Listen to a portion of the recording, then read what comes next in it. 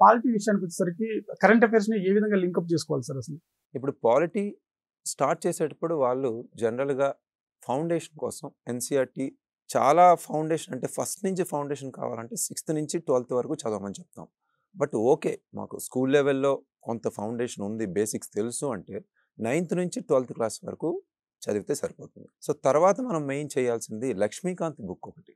అది మనకి ప్రిలిమినరీ రిలేటెడ్‌గా బేసిక్‌గా మనకి ఒక కంప్లీట్ బుక్ అది. సో, అది ఒకటి చదువుతాం. అంటే ఎన్‌సీఈఆర్‌టీస్ ప్లస్ లక్ష్మీకాంత్ చదివిన తర్వాత మన క్లాస్ నోట్స్ ఏదైతే ఉందో దాని మీద ఫోకస్ చేయాలి. సో, ఈ 3 పక్కన పెడితే న్యూస్ పేపర్. సో, పాలిటీ అనేది స్టాటిక్ ప్లస్ డైనమిక్‌గా తీసుకోవాలి. సో, స్టాటిక్ ఎంత రోల్ ప్లే చేస్తుందో డైనమిక్ కూడా అంతే రోల్ ప్లే చేస్తుంది. అంటే స్టాటిక్‌లో చూసుకుంటే మనం నార్మల్‌గా కాన్సెప్ట్స్ అన్నీ కాన్స్టిట్యూషన్ నుంచి అమెండ్మెంట్స్ టు కాన్స్టిట్యూషన్ వరకు మన స్టేట్ లెజిస్లేచర్ కావచ్చు, పార్లమెంట్ కావచ్చు, జ్యుడిషియరీ కావచ్చు, ఇవన్నీ ఎలక్షన్ కమిషన్ ఇవన్నీ బేసిక్ కాన్సెప్ట్స్ ఎలా చదువుకుంటాము.